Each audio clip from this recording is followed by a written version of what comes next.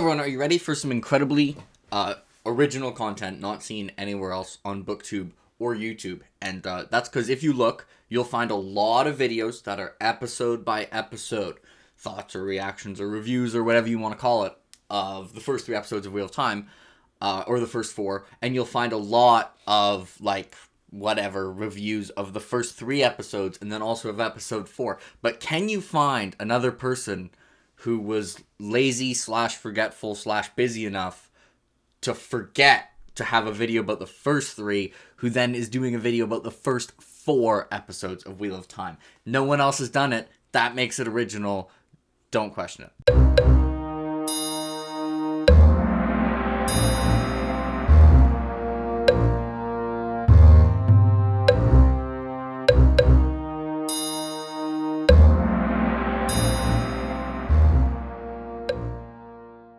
Alright, I've watched each of the first 4 episodes twice now, and I am firmly in the camp of I am having a good time. This isn't like season 1 of Game of Thrones, but I'm enjoying it. I think the first time I watched, I was a little bit harsher on episode 1 the first time I watched it. I think the first time I watched it for the first half, I was just like, this is Wheel of Time, let's go. So I'd give episode 1, like, I'm just going to start with how I think the episodes, I think they trend up in general. I'd give episode 1 like a 6.5 out of 10. I had fun. I think they'd had some issues in it, some moments that weren't great.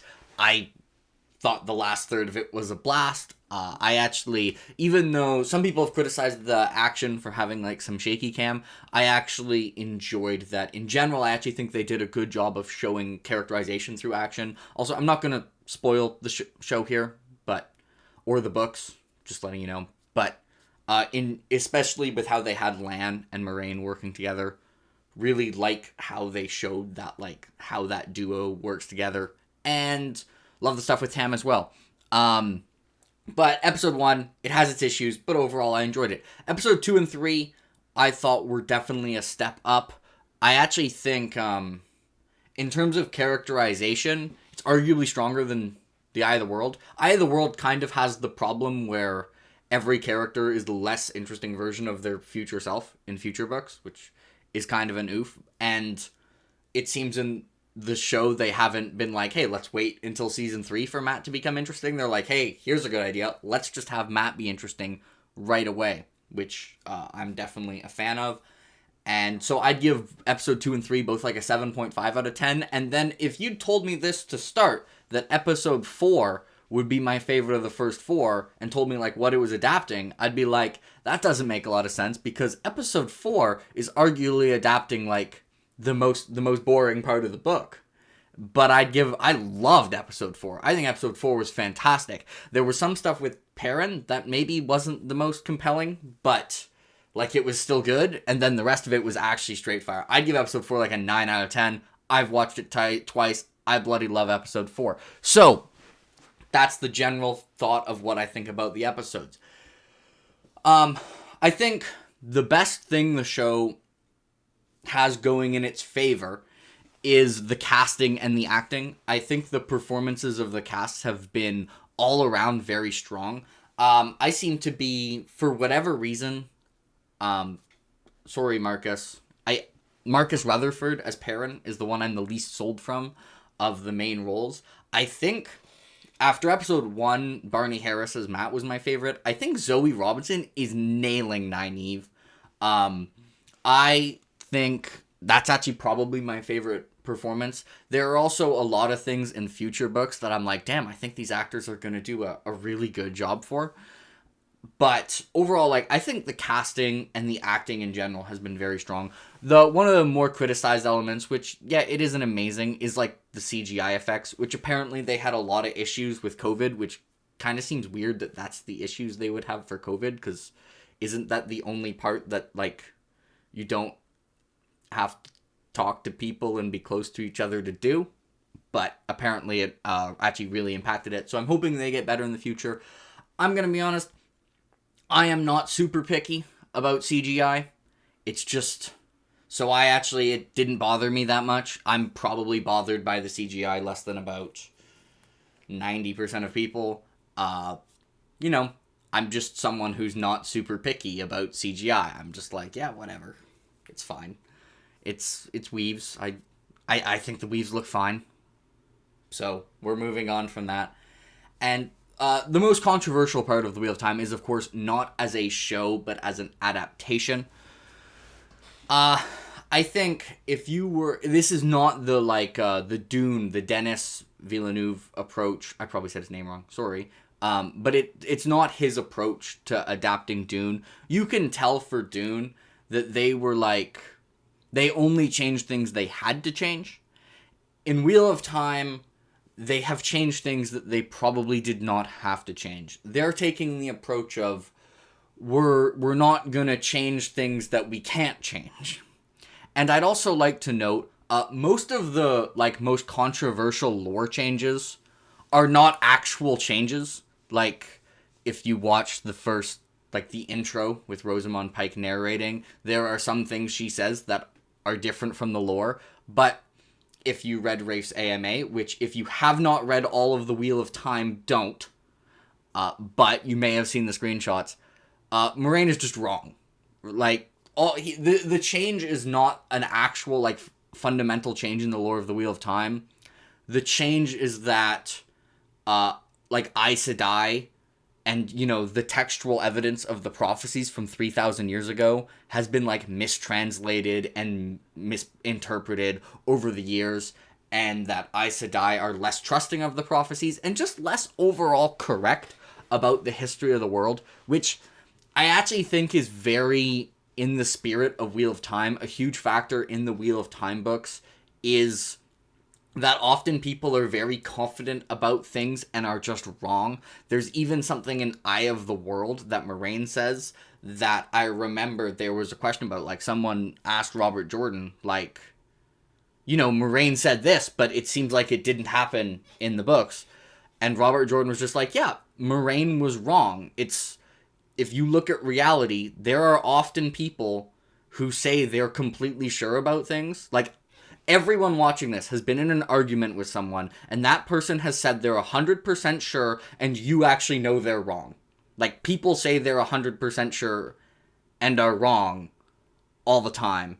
And this was a huge element of the books, and I think Rafe just kind of expanded it in terms of, the past prophecy, which were written 3,000 or 4,000 years ago. So I actually think that makes a lot of sense. At first, I actually kind of suspected that. When I first watched episode 3, there's a change in the lore that gets mentioned at the end that some people were very upset about. And I was like, that character's probably just wrong. The demographic that this character is in is not a demographic that's known for being particularly reliable. But then I was like, am I giving Rafe too much credit here? Because sometimes I when you see reviews of something, you can tell someone's giving people too much credit, where it's just, the person can screw up in any way, and they will find a way for it to make sense. And I kind of wondered, am I doing that? Maybe. But then the AMA, Rafe basically said this, so I was like, no, I'm not giving Rafe too much credit. They've just made some people, less reliable, even than they are in the books, and they're not particularly reliable in the books. And obviously, this adaptation has changed a decent amount, especially, for the plotting. There are, for those who have not read the books, the entire, main plot with, Nynaeve, in episode 4 just doesn't happen in the books. That's just not a thing.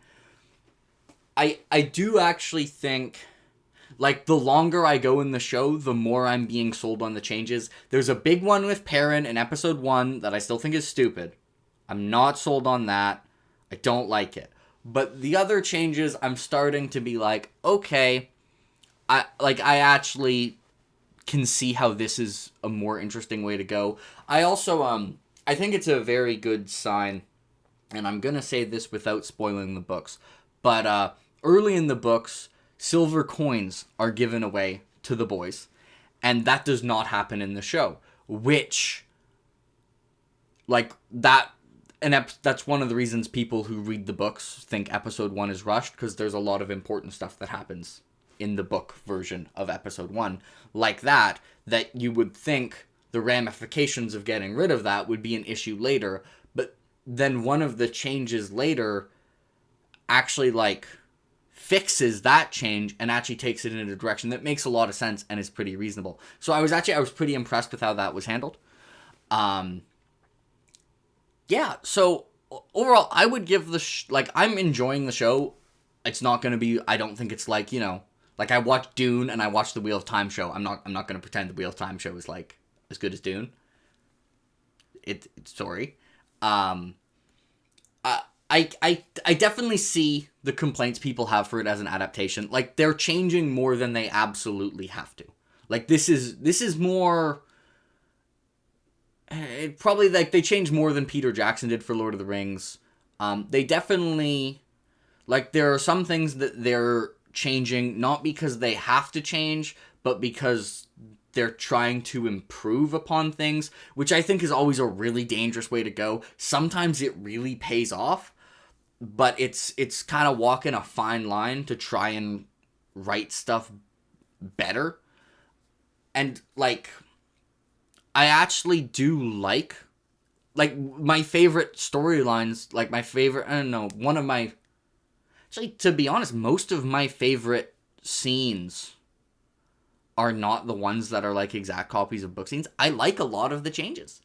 And the tricky part is going to be balancing the butterfly effect of these changes. That's what's gonna make or break the later seasons of the Wheel of Time. This is something D&D did not manage to do, where they changed a bunch in like season 5 of Game of Thrones, and they did not consider that small changes beget big changes later on, because if the small changes to the setup of something, then you can't pay it off.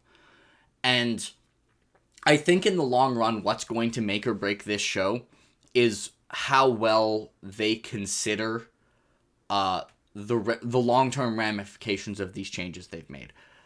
I've already seen some good signs of that, but that was from episode 1 to 4 of an individual season. I know they do have Sarah, who, I forget her last name, but who's like their Wheel of Time expert. And Rafe did mention that when he's changing something, he like asked her, like, can you think of any like long-term ramifications for this? And sometimes he trolls her and is like, what if we kill this main character? Which I think is really funny.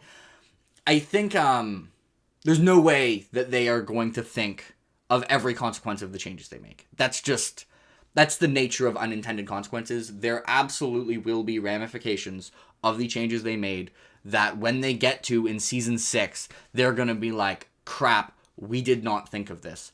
And we are going to see them tested on how well they can adapt to then be forced to have to make changes they did not plan to make. Like, this is going to happen. There's no way, I don't care how many times Sarah has read The Wheel of Time, there is no way if Rafe asks her, hey, if I change this, what's every change we're going to make, that she's actually going to be able to figure out them all. It's too connected, it's too big of a series, and humans just aren't that good at thinking of everything.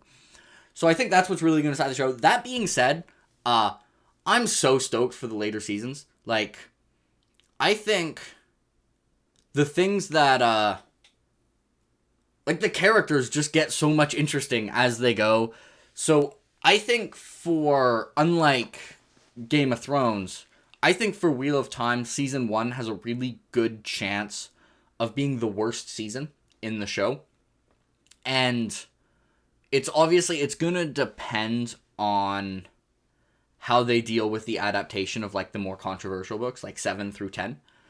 But I actually almost think that those books, like the best moments of those books, have a potential for like higher peak than for a show. And maybe this is just me, but I have the feeling that some of the pacing issues that the Wheel of Time has in the middle are not going to be as big of an issue as they are in book format.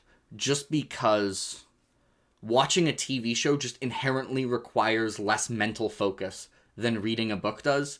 And I think what makes, a book that has a boring section much harder is you still have to like focus for that entire boring section.